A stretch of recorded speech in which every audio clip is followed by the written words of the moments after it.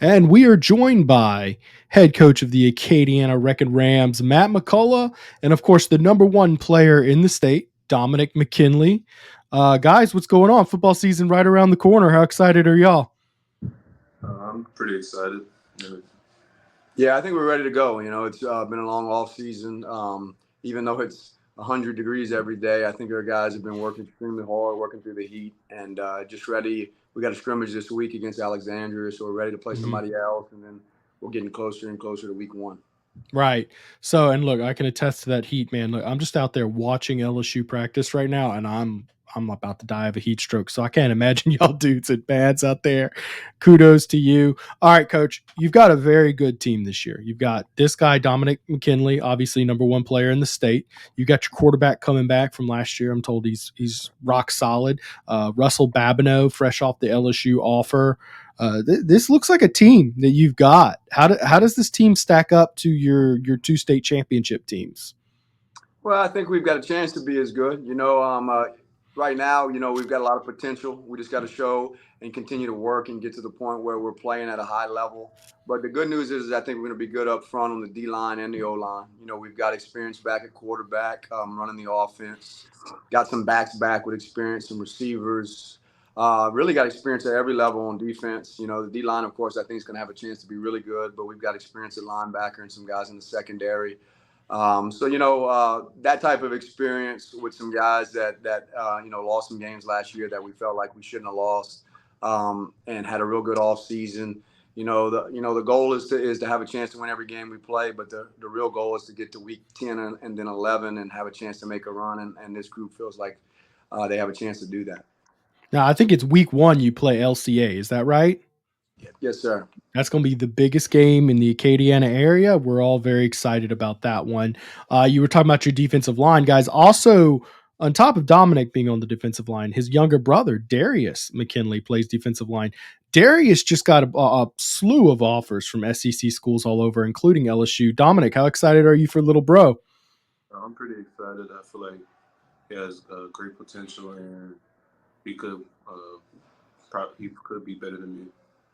He could be better than you. Well, I'm sure every big brother wants his little brother to be better than him eventually. Have y'all talked about maybe playing together? I mean, y'all have a lot of common offers. Y'all could play together in college. Do you want to do that, or do you care? It's really up to him if he wants to. Well, you have your commitment date set December 1st. Let me ask first off, why that date? Did you just want to knock it out of the way? And have you made up your mind already where you're going? I had changed it to September 1st, but I'm not sure. Like, I know I have an idea, but I'm not for sure. Like, I have to check some things first and everything. Yeah, so something could change. It's not set in stone already. So is it September 1st just to knock it out before football season? Is that the goal? Sure. Okay. So your finalists are Texas, Texas A&M, LSU, Ohio State, and Georgia. Let me ask this. Texas just signed another incredible 5-star defensive lineman. Is that something that is that appealing to you, or would you rather be, the big name coming in on the defensive line for your class? It really doesn't matter to me, but Yeah, I think Doesn't really. looking for the place that he feels the most comfortable. Yeah. Those things like that, I don't think appeal to him that much. I think he would be happy to have a bunch of guys that are really good football players on the D line with him. Yeah. I think in the end of the day, when he picks a place, it's because he's comfortable there. He thinks he's going to have an opportunity to become a really good and go play pro football from that place. And it's a program that's run well. That's one of he looks at a bunch of different things. Of course, he's a really good student too. Mm-hmm. So he's I don't think he's scared to go in anywhere because they got real good players. I mean, I think he welcomes that. And I think to back that up, any one of these schools you pick, I mean, these are all big name schools that I'm sitting here looking at. Ohio State, they have Larry Johnson as their defensive line coach, and we all know about his reputation.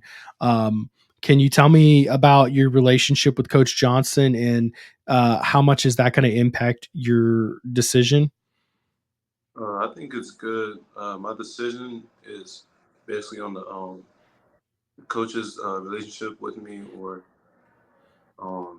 just like the relationship with any or head coach. Yeah. Totally understand. Coach LSU's defensive line coach Jimmy Lindsay has been out for a little bit. Have you gotten to check in with him? Is that clouding your decision at all that he's currently unavailable? I've been texting other coaches about asking about him and everything, but I don't think it really changes my decision. Yeah. Yeah. There's been a lot of buzz out there that you might want to do something a little different with your decision, right? Can you be different as a hometown kid and go to LSU? I guess what I'm asking is, does that, if being different is the criteria, does that write LSU off? It doesn't, but like a different meaning like I'm not gonna follow anybody or Yeah. I try to be like someone else, be myself. Okay. And you recently made it out to LSU for the Bayou Splash. How was that? Did you enjoy that? And did that maybe were you tempted to say, "Hey, I want to come here," or what were your opinions of that? Yeah, it was fun, but uh, I was still thinking about some things about other schools and everything. So I really couldn't say that. Hmm. And I am curious about something. Did a little bit of digging in terms of Louisiana Five Stars and their history, right? Obviously, LSU dominates with the Louisiana Five Stars. 24 of 32 have gone to LSU, and if you dig into it, the guys who go to LSU do have a higher draft rate, higher first round draft rate. I'm just curious if LSU coaches have been in your ear about that at all, or is that something that you haven't even heard yet? I haven't really, but I heard that a lot of people saying the best in Louisiana stay in Louisiana and everything. Do you agree with that? Uh, I mean, it really depends, kind of. Understand. So Georgia is your other team on your list. Obviously, they are the top dog in college football right now, back-to-back championships. Outside of just their prestige, what do you like about the Bulldogs? I like how they run everything and how the D line is. Uh, I think pretty sure they run like a 4-3. So that's really what we run at Acadiana. So you want to be a 4-3 defensive tackle, not like a five-man front defensive tackle. I mean, it doesn't really matter. Be it 3, 4, or 5. He's one of the Right. guys with the ability to play all those spots. You know, Hmm. he can play all those spots. He's a guy that can play inside, outside. He could also be a defensive end. I think he's very versatile. So you know, Interesting. I think I think just his familiarity with the coaches and feeling comfortable in a certain spot is going to be the end deal when he gets to September 1st. He's still kind of sorting through it, but he definitely has the ability to play anywhere up front. So I don't think as much as being looking for a certain spot in a defense they're running is as big of a deal, even though he does like that Georgia runs that same defense. Yeah. Yeah. Let me ask this, Coach. You think he has the potential to even play nose tackle if he were to go into the right system?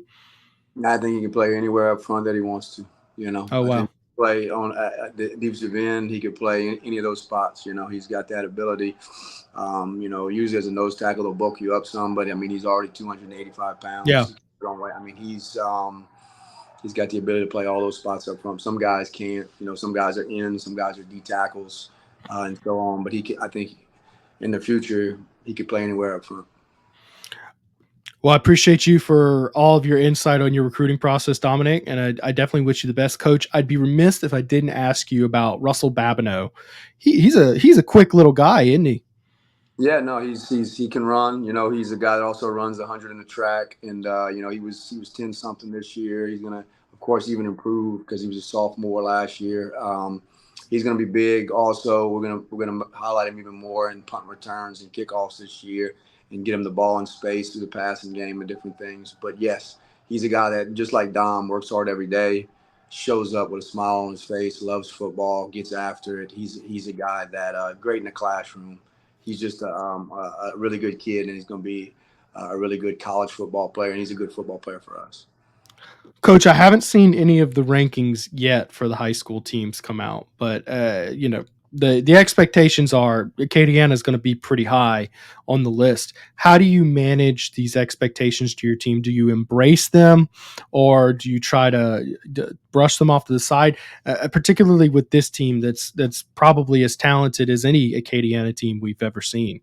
Well, we always embrace it. I mean, we know that the goal is first to win a district championship. Then the second goal is to get to the playoffs with a chance to make a run and win the state championship. So yeah, we embrace it. We embrace it through every off season, through everything we're doing. We know that there's always going to be some pressure, and the goal is to live up to the standard of what we're supposed to be able to do. You know, it always helps when we got experience like this team, but we've still got an extremely tough schedule. You know, and you still got to put in the work each week to prepare yourself to be ready to play. You know, like as we said, first week of the season, we play LCA, who's also one of the better teams in the state. You know, our district's tough, and then we play Curtis at Curtis week 7. So, you know, the biggest goal is to continue to improve. And by the time we get to week 9 and 10, that we're ready to really playing our best football, ready to have a chance to make a run. But yeah, we embrace it. I mean, if we don't win the state championship, we feel like it's a failure. I mean, and the goal is to do that every year. You know, I mean, of course, there's things that you do that, of course, that aren't failure throughout a year if you don't win the whole thing. But that is always the goal. 6 state championships since 2006. That is the Acadiana Wrecking Rams, and spoken like a man who is on top of that program. Coach, thank you for your time. Dominic, thank you for your time. Best of luck on the season. I hope everybody stays healthy and has a great year. Appreciate y'all guys. All right, man. Thank you for having us. Thank you.